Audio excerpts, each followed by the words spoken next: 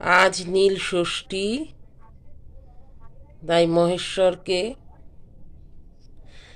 সাবু, নারকেল, কলা, ফল ফলাদি, নাড়ু, খেজুর, বিভিন্ন রকম ফল দিয়ে আজ সকাল সকাল, এবং মালাটাও নিজের হাতেই আমি পুরো বানিয়েছি। আকন্দ ফুলের মালা এই যে পরানো হয়েছে, 3টে মালা বানিয়েছি। 3টে মহেশ্বর আছে আমার কাছে।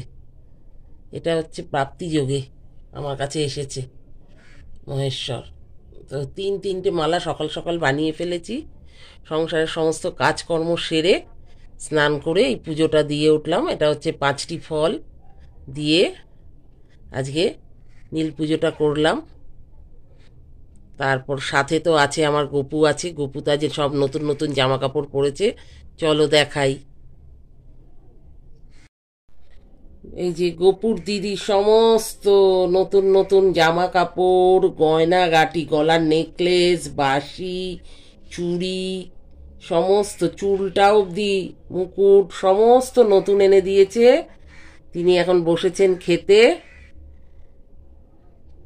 ভুরিভোজ এখন খেতে বসেছে। সাবু, নারকেল, কলা, ফল ফলাদি নিয়ে এখন তিনি খেতে বসেছেন আমাদের গপু বাবা।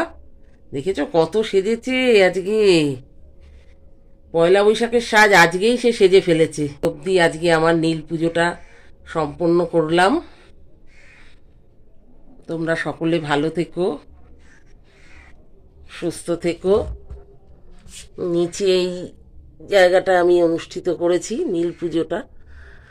মহাদেবকে আজকে নিচে বসিয়েছি আসনে।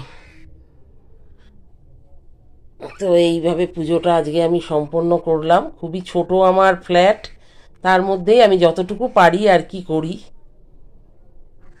এখন একটু ধূপ ধুনা দেব, দিয়ে এখন একটু ধুনো দেব, ধুনো দিয়ে পুজোটা শেষ করব।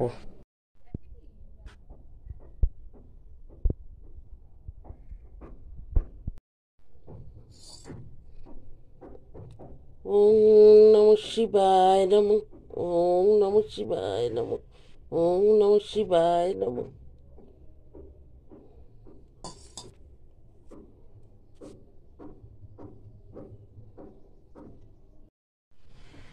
আমার ঘরের গুরুদেব, তারপর সমস্ত দেবদেবীদের পুজো হয়ে গেল। ঘরে আর কি দুটো সেট আপ আমার,